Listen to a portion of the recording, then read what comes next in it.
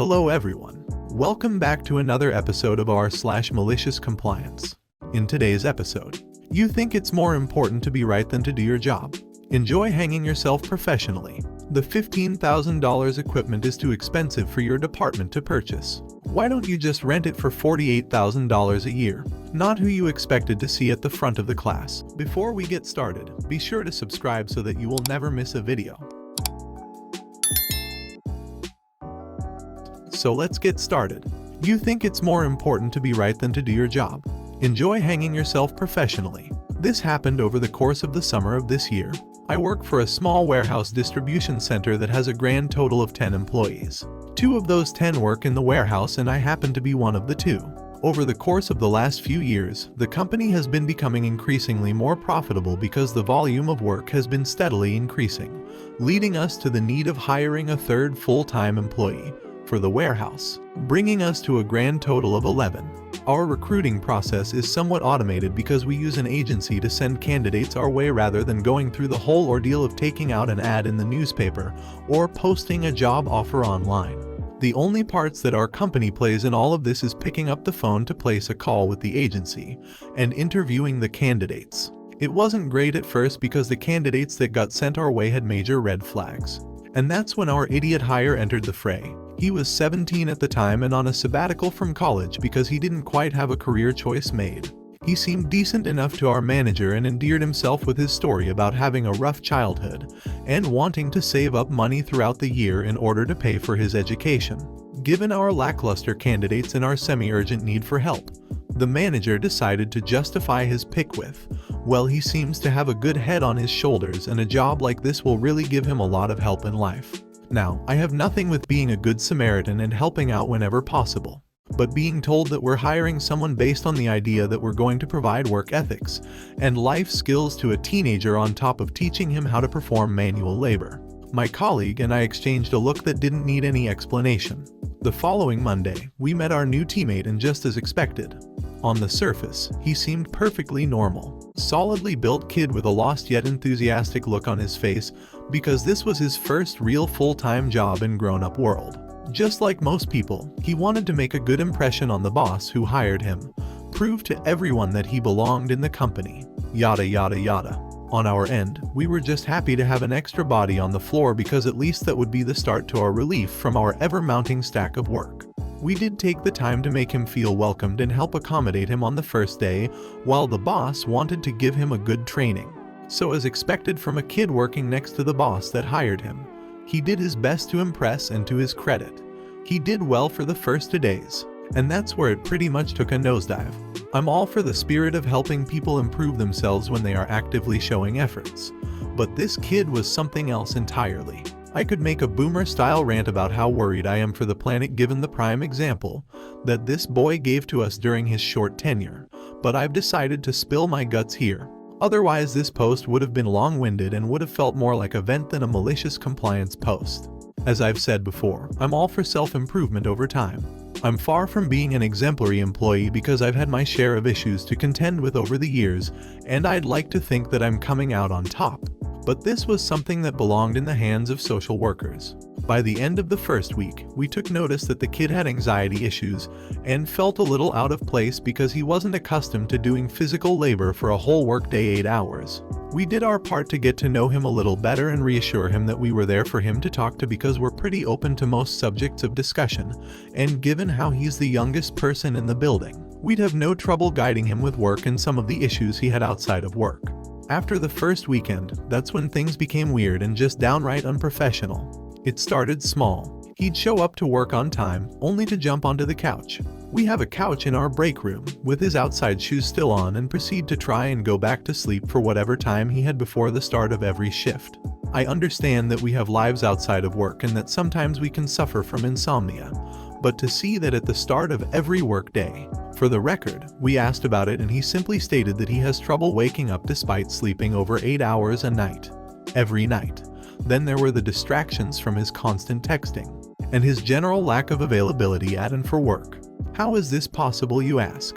Try spending the first hour of your shift locked in the bathroom every day, or planning things during work days that requires time off from work. Again, I've got no issues with planned appointments because we all have lives outside of work. But with this kid it felt like every other day there was a plan to get out of work, and constantly missed shifts left and right. Throughout the first month, we did our best to talk to him in a mentoring fashion to get his head in a better place professionally, and hoping that it would trickle down personally. Wrong. Oh, what a surprise we were in for after that point. I did voice my concern to the manager that hired him that we weren't against the idea of working with the kid because he did show some signs of improvement as far as the work went, but we were not inclined to raise a child for him.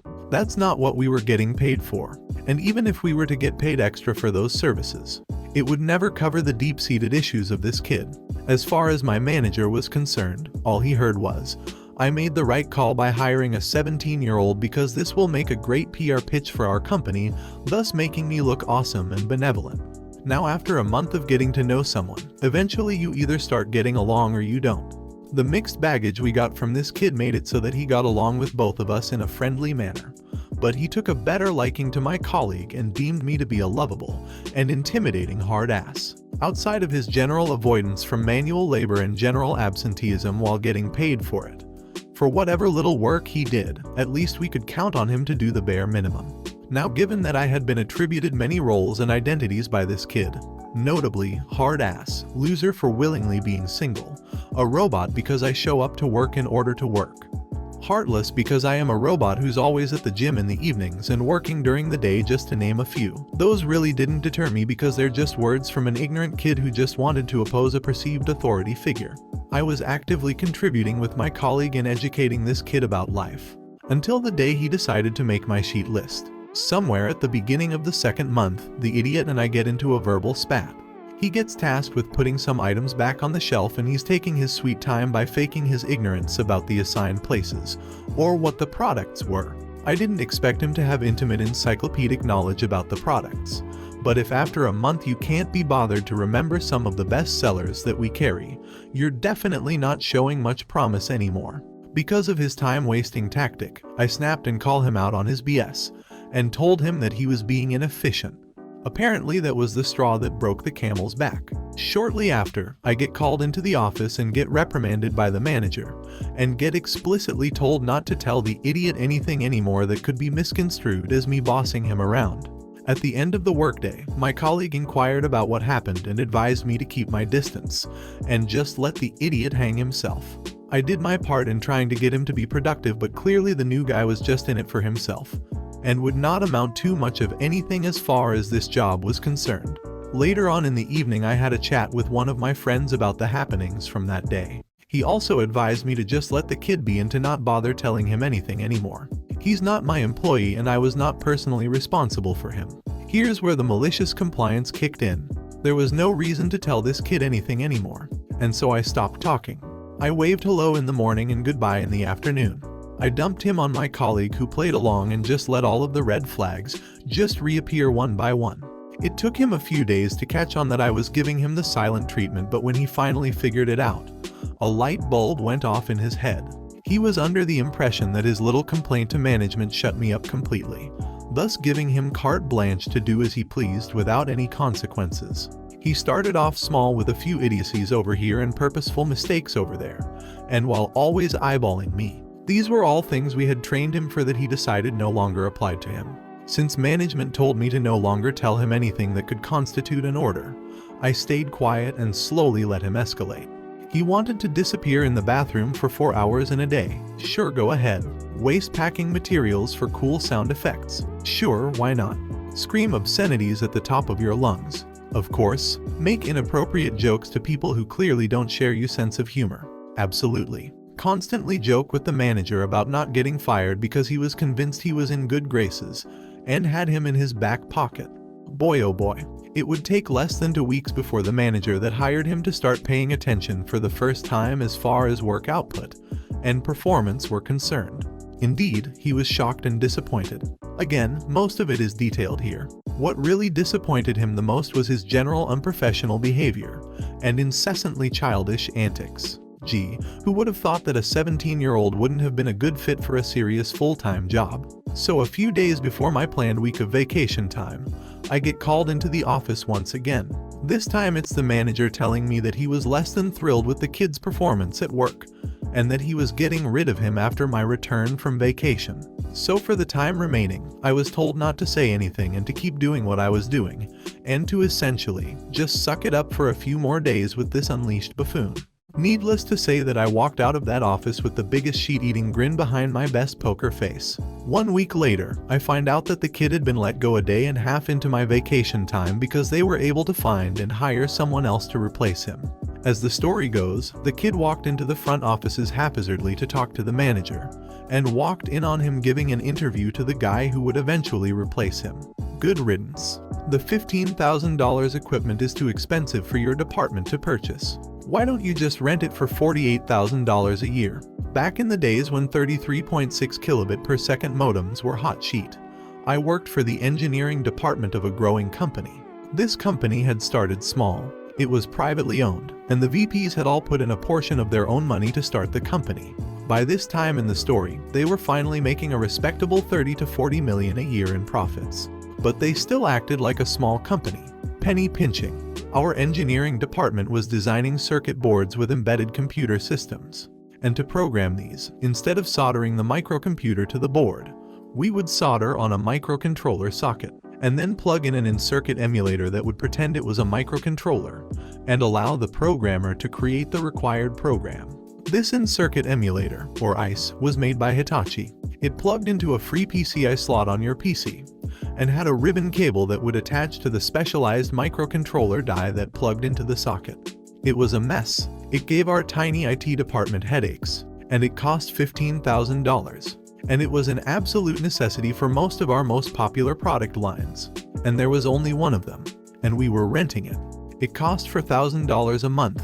The first month we had it, our CTO and marketing VP planned our whole new product line around this family of microcontrollers. So, at the end of the month, us engineers asked management to buy this for us, since we would be using it for a while. The engineering VP saw the price tag and told us to just rent it.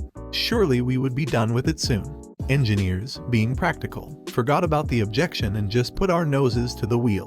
The CTO and marketing made plans to keep us busy using this microcontroller line for a while. They pre-ordered a few million chips. After a year, the VP of Finance asked about this recurring contract line item. They called the engineer who had originally started the contract. The engineer helpfully forwarded the approval from the engineering VP, and his later email asking to buy it, and the VP's reply where he demurred. By the end of the week, this toy was ours, along with a second one, since finance determined that product rollout was being affected by not enough access to the equipment. Hitachi just gave us the first one, stopped charging us, and never asked for it back. We paid $15,000 for a second one. No one got fired or demoted. But at the next department meeting, the engineering VP tried to tell us that we didn't have enough money to upgrade our PCs. That one engineer spoke up, would $40,000 cover it? The company found the money, not who you expected to see at the front of the class. I'm one of those people who can't sit still, and I have a couple of jobs. I started off in the emergency services but drifted into IT. Once in IT, I did a part-time degree in computing, and then got a second job teaching part-time at the university where I got my bachelor's. I went on to get a master's in education alongside my teaching. I now work part-time for my IT employer and work teaching a few online and face-to-face courses at the university. The university also offers short courses in some technology topics, which I also teach, as I have instructor certifications from the various vendors. This sort of sets the scene. Last year, the company I work for was taken over and we had a new management team arrive. Most of the team are okay and will ask about things they're unsure of, apart from one who has a really inflated opinion of himself. We haven't really had much to do with each other, but he has seen me in meetings and I've had some negative feedback on the project work I've done, which can be classed as someone flexing their muscles. You know, I suppose this does works, but I would have done X, Y, or Z instead. I discovered he was not really interested in those lower down the food chain, so he didn't do a great deal of due diligence on who he was working with. A month or so back, we were on a conference call and I don't have my video turned on for Teams meetings, just an avatar. In the middle of the meeting, it was announced that there would be training on some of the new hardware we were deploying, and that the sessions would be run by the university I teach at. I already knew all about this and had prepared a little overview of what would be taught. Before I got a chance to comment, our manager chipped in. I can't see the point of this. What can they teach us at a university?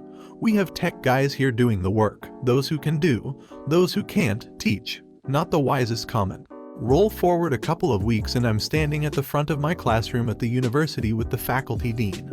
My PowerPoint slides are ready to go and the class starts arriving. In walks the manager and he immediately recognizes me and starts to walk over asking why I was there as I wasn't booked on this course. The dean asks him to take a seat as the class will begin shortly. The manager looks a little puzzled but takes a seat. One or two others from the day job walk in and there are a few amused looks passed between them. They have figured out something the manager hasn't. The clock hits the top of the hour and the course officially starts. The dean turns to the class and starts his introduction. Hello and welcome to the course. I'm the faculty dean and I would like to say hi and introduce you to Tubus61 who is your tutor for this course. The look on the face of the manager made my day. I'm taking great pleasure in pointing out all the places he has gone wrong in his assignments. Usually along the lines of yes, this approach would work, but it is much more efficient to do X, Y or Z, especially as that is the accepted best practice for this technology. If you made it to the end of the video, thanks for watching. Don't forget to like, subscribe and share and we will see you in the next video.